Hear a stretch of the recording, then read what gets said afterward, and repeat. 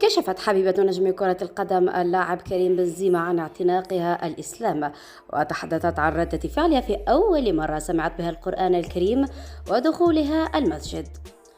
جوردان حبيبة كريم بنزيما كشفت لصحيفة ماركا الإسبانية أنها اعتنقت الإسلام وأصيبت بنوبة بكاء عندما استمعت للقرآن الكريم لأول مرة.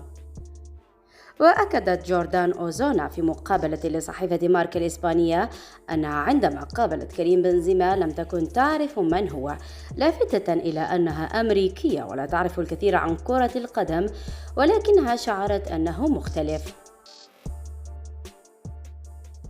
وبشأن اعتناقها للإسلام أضافت: أنا أسلمت الآن، لقد قرأت القرآن وبكيت.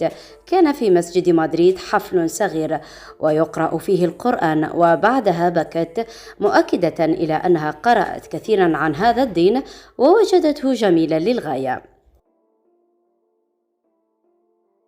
ولفتت عارضة الأزياء الأمريكية إلى أن كلما قرأته عن الإسلام حركها عاطفيا، وكلما قرأت القرآن في رمضان بكت، مشيرة إلى أنها قرأت كتاب الطريق المقدس إلى الإسلام.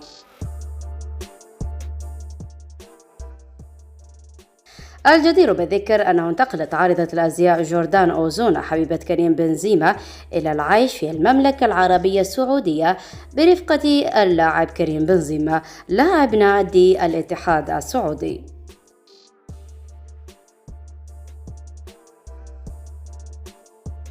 يذكر أن جوردان أنجبت طفلها الأول من حبيبها بنزيما في 23 من أبريل الماضي.